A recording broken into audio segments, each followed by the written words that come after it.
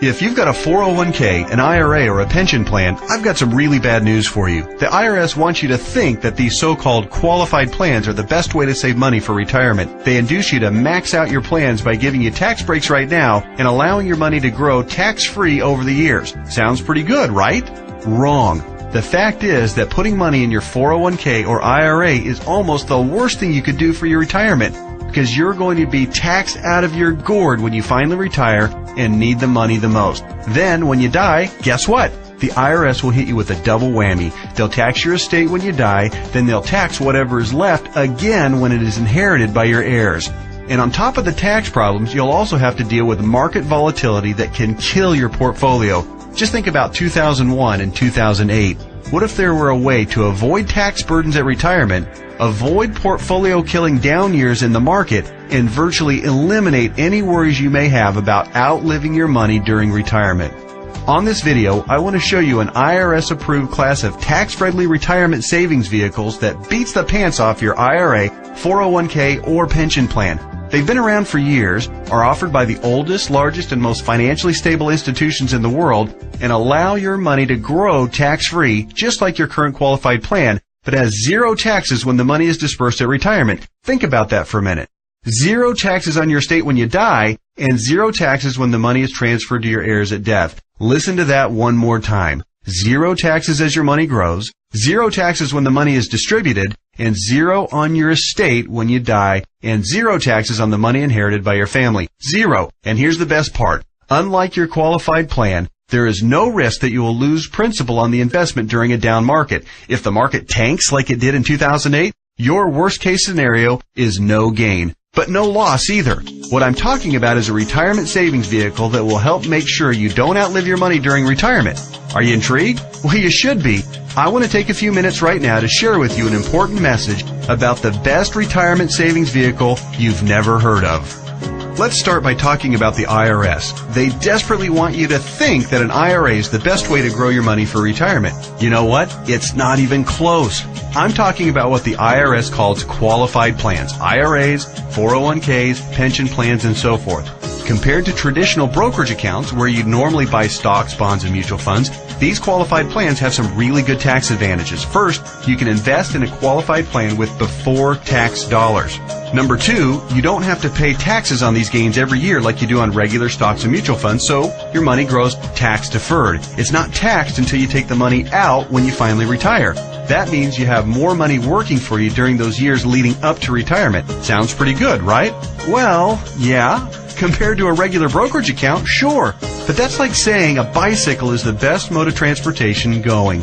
Of course, a bike beats the heck out of walking, especially if you're trying to travel outside of your immediate neighborhood. But what if you're trying to travel across town or clear across the country? You might want to try a car. And what if you're trying to get overseas? Walking's out of the question. And that bicycle is pretty much worthless. You'd be much better off in a jet plane. So just to make sure you're following my analogy, a regular brokerage account is like walking, lots of tax problems. A qualified plan is like a bicycle or maybe even a beat-up old car. Better than walking, but not super helpful on extra long trips like, say, retirement. What I'm going to show you on this video is like having your very own top-of-the-line private jet, fully fueled and ready to go with your own personal pilot. Yeah, it's that much better. The key to really maximizing your retirement savings is to understand the difference between tax-deferred and tax-free.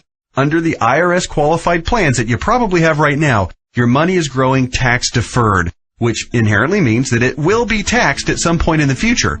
Guess when that point is? That's right, when you retire and need the money the most. You probably won't be working, tax rates will probably even be higher than they are now, and you won't have any IRS-friendly deductions for kids or mortgage interest if your house is paid off, which means that you'll be paying a huge percentage of what you take out to the IRS in taxes, which, of course, reduces the amount that you have to spend for living expenses and lifestyle. Here's another way to look at it. Uncle Sam is counting on you to pay more than your fair share of taxes when you retire. Think of how brilliant that is. Let's encourage people to contribute money by giving them a tax break now, then let that money grow tax deferred so we can get an even bigger chunk of taxes from them later. Hey, I'm all for paying my fair share of taxes, but I tell you what, giving the IRS a bare minimum of $33,000 for every $100,000 I withdraw from my qualified plan at retirement? Just plain ridiculous. Look, you've paid taxes and you'll continue to pay taxes for your entire working career. Let's keep the government's hands out of our wallets at retirement, okay? For the record, that $33,000 out of every $100,000 you withdraw isn't a worst case scenario either. You realize that, don't you? With the probability that tax rates will rise, it's probably actually a best case scenario. Any right-thinking person can see that the tax rate of 40 or 50% isn't out of the question 15 or 20 years down the road. So, let's talk about this so-called jet plane of retirement savings vehicles. You know, the one that beats the pants off a regular brokerage account or qualified plan. Before I tell you exactly what it is, let me show you some of the major advantages it holds. First, tax-free accumulation. Just like a qualified plan and way better than a brokerage account, your money grows year after year without having to pay taxes on the annual gains.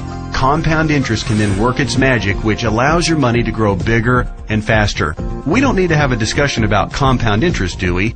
If you're not familiar, just go to Google and type "the greatest miracle of growing money ever known to mankind" and find out about the greatness of compound interest. Second, tax-free distribution. Here's where your current qualified plan starts to look really bad.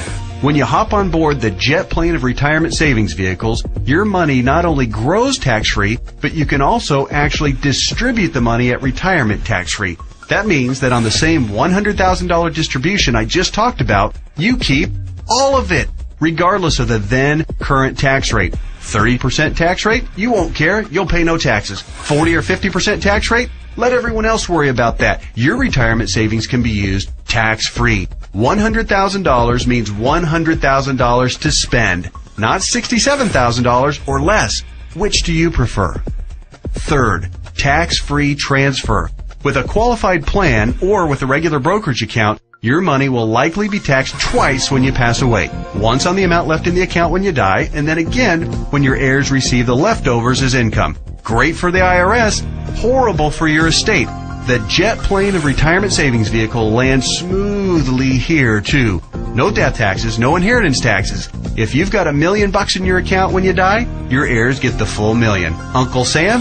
Nothing. Transfer tax laws are, however, fairly complicated, and there's some exceptions and some limitations. So ask the qualified advisor who gave you this video to discuss your situation with you. Fourth, no risk of loss of principal. Remember when the stock market lost over half its value in less than 18 months starting in October 2007? Of course you do, because your portfolio probably lost half its value or more during that same time too. Did you start having nightmares about being 82 years old and still working part-time at Walmart just to keep food on the table? Your qualified plan has no way to protect you from that kind of market volatility and downside losses. Ouch! Not true with the jet plane of retirement savings vehicles. The principal in the account never loses altitude. When structured properly, there's no chance it will lose any principal. Not a dime. Not a penny. Nothing. If you'd been on board with this in October 2007, your portfolio would probably look a whole lot prettier right now. I'll explain why and how in just a minute. Fifth, dramatically reduce the chance of outliving your money during retirement. Survey after survey show that baby boomers' #1 fear about retirement is outliving their money. And hey, you know what? That's a perfectly reasonable fear if you ask me. If you have $1 million saved and you retire at age 65, that's pretty good if you only plan on living until you're, say, 70 or 75, and if you don't have any significant medical issues. But how do you stretch $1 million, or whatever amount you end up having saved by the time you retire, for 15 or 20 or 30 years, especially given the increase in cost of living and the likelihood of needing specialized care if you do end up living into your late 80s or 90s? Not to worry if you ride the jet plane of retirement savings vehicles. When structured and funded properly, it'll keep on paying and paying and paying all through your 70s, 80s, 90s, and even beyond that if you're lucky enough to hit 100. Hey, you're more likely to hit 100 if you're not stressed out over money. Time to get on board. Okay. There are even more advantages, and I'll cover them in just a minute. But first, let me address that question that I know is nagging you in the back of your mind. You're saying to yourself right now, okay, this all sounds great. Everything you've said so far makes a lot of sense, and I'm interested. But hey, pal, what's the catch? We all know that anything that sounds too good to be true probably isn't. Hey, I hear you. Between Enron, Bernie Madoff, and the great stock market meltdowns of the 2000s, a healthy dose of cynicism, skepticism, or both is not only understandable, it's just plain smart. part. I'll tell you what the catch is, and trust me, it's more like 6 seconds of turbulence on your 6-hour flight to Hawaii on your personal jet plane than a catch. But first, a quick reality check. Just because you've never heard of this before doesn't mean that it doesn't exist, doesn't mean that hundreds of thousands of people aren't already using it, and doesn't mean that all of the advantages that I've talked about aren't absolutely real and sitting there just waiting for you. So, here's the 6 seconds of turbulence catch.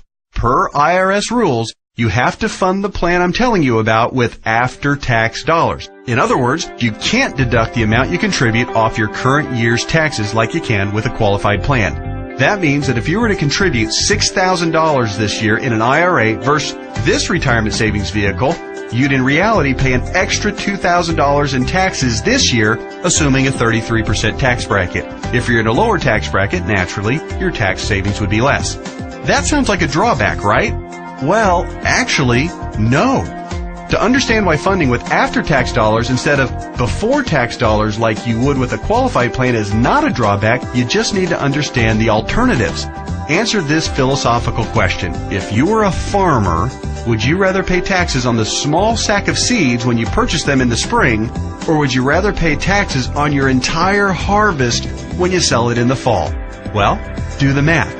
If a farmer bought $1,000 worth of seeds and was taxed at 8%, he'd pay $80. But if the farmer planted those seeds and paid the same 8% of taxes on a $50,000 harvest, he'd pay $4,000 in taxes. 80 versus 4,000. That's a 50 times increase in taxes paid. The same rationale applies to your retirement savings. In fact, the amount of money you save on upfront taxes with a qualified plan, remember, you'd save $2,000 in taxes by making a $6,000 contribution into a qualified plan, okay? Will almost certainly be dwarfed by the taxes you pay at retirement, to the tune of about 10 times at least. Here's why. If your $6,000 grows to $100,000 over the course of the next 30 years, remember the magic of compound interest. This is very reasonable. You'll pay at least $33,000 in taxes on the harvest. We already talked about this earlier. That's $33,000 straight to the IRS right when you'll be needing it the most.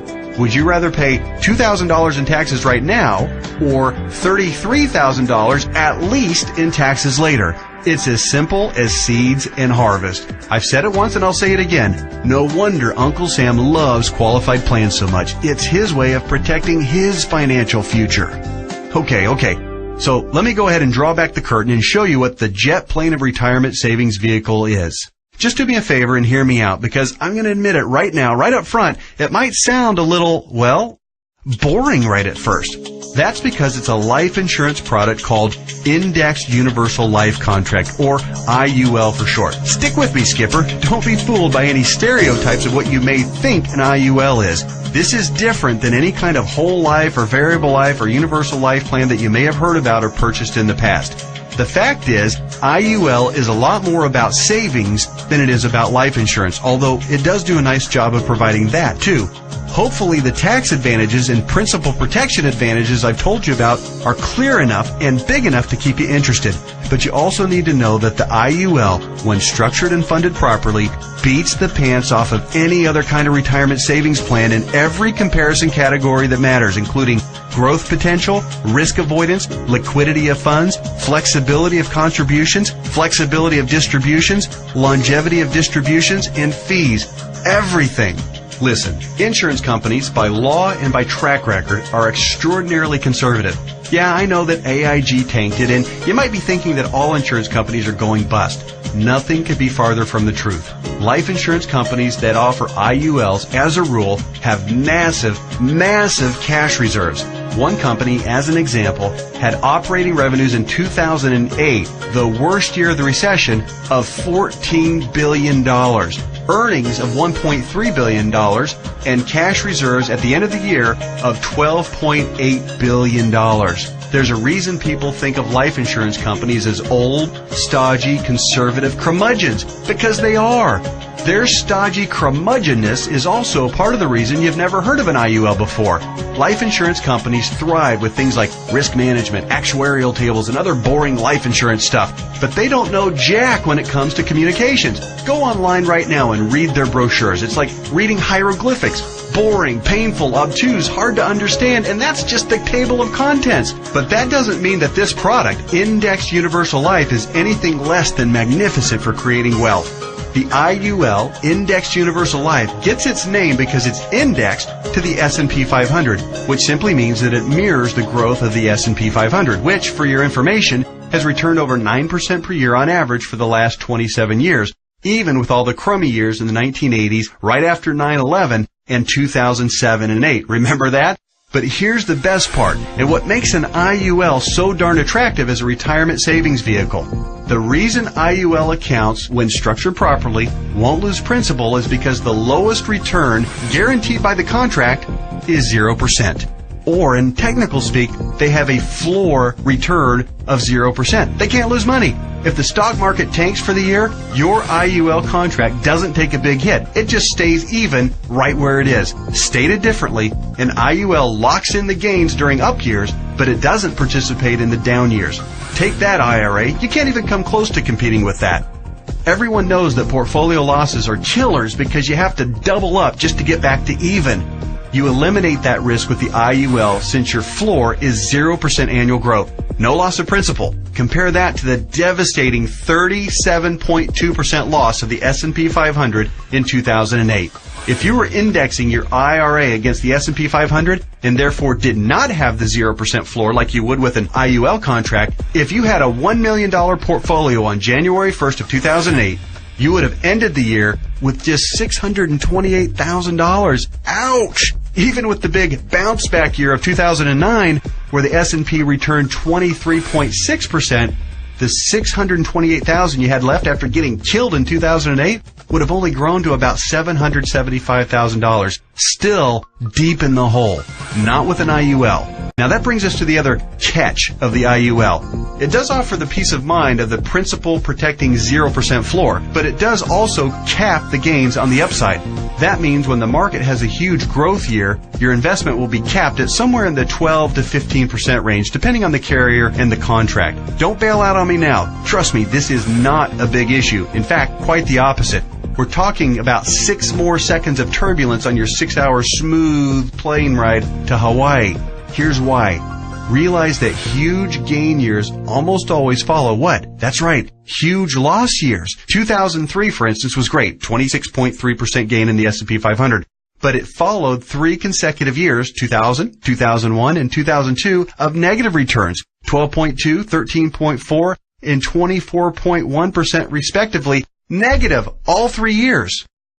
Let's run those numbers. If you had $1 million in your IRA on January 1st, 2000, it would have fallen to approximately $878,000 at the end of the first year, then continued to fall to just over $760,000 at the end of 2001, and then plummeted to a measly $577,000 at the end of 2002.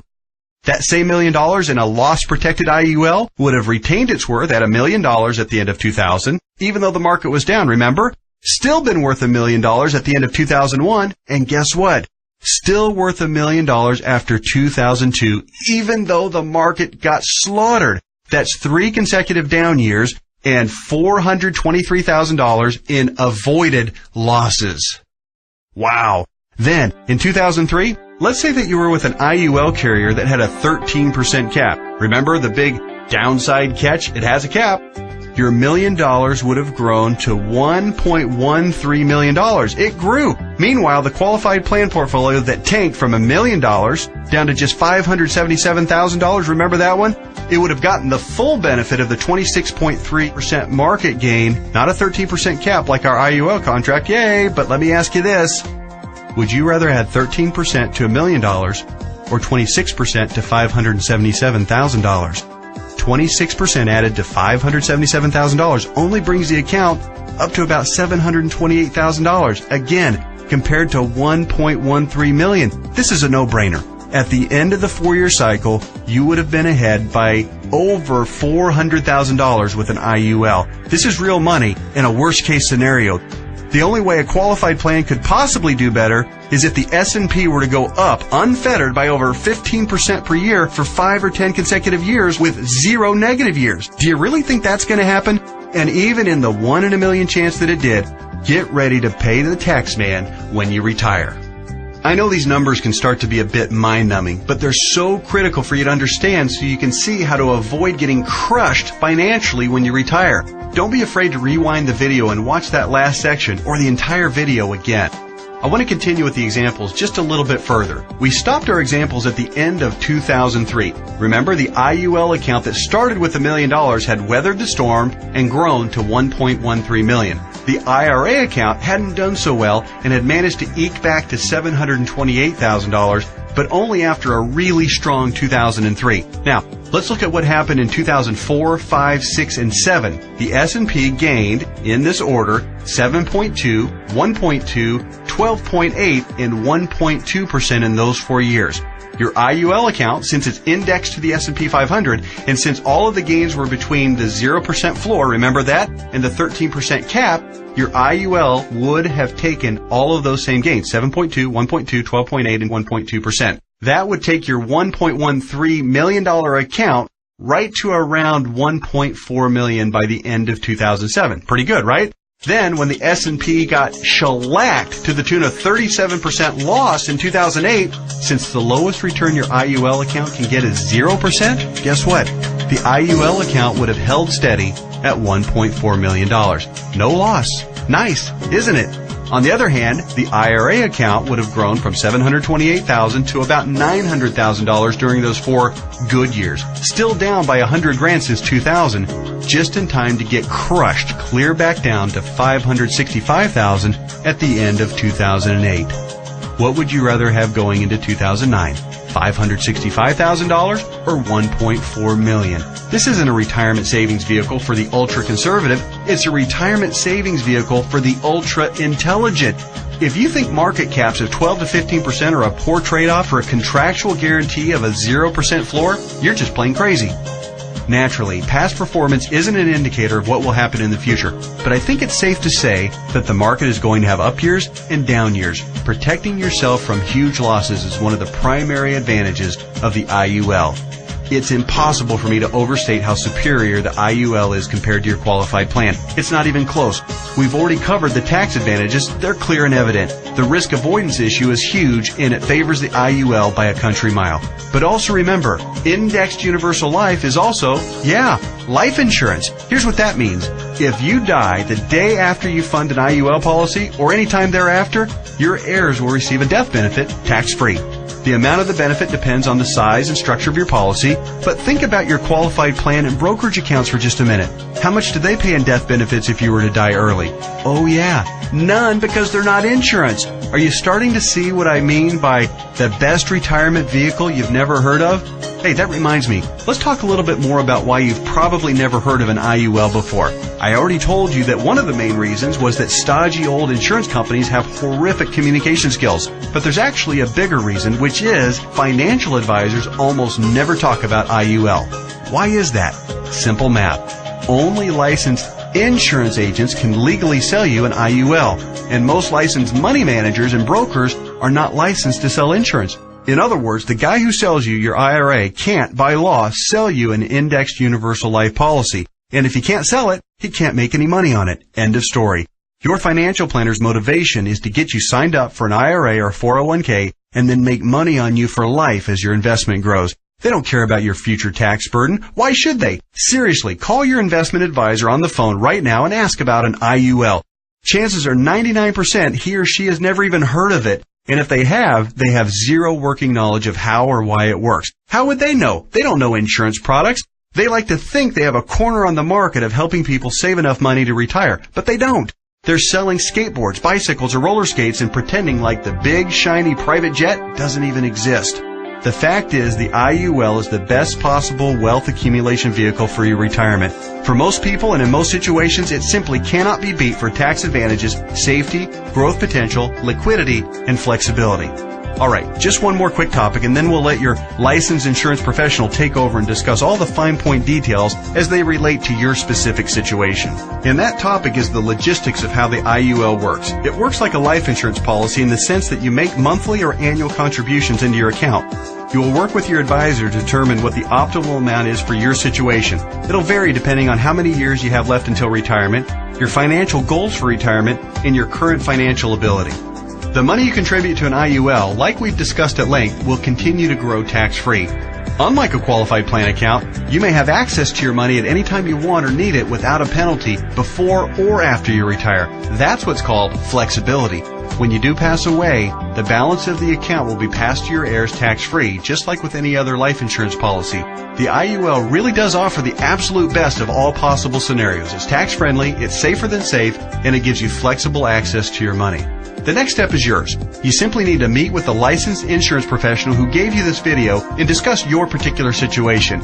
He or she will answer all of your questions, I'm sure you have several, and discuss all of your options. You may want to consider watching this video again, this time with a pen and paper handy to jot down any notes or questions you may have.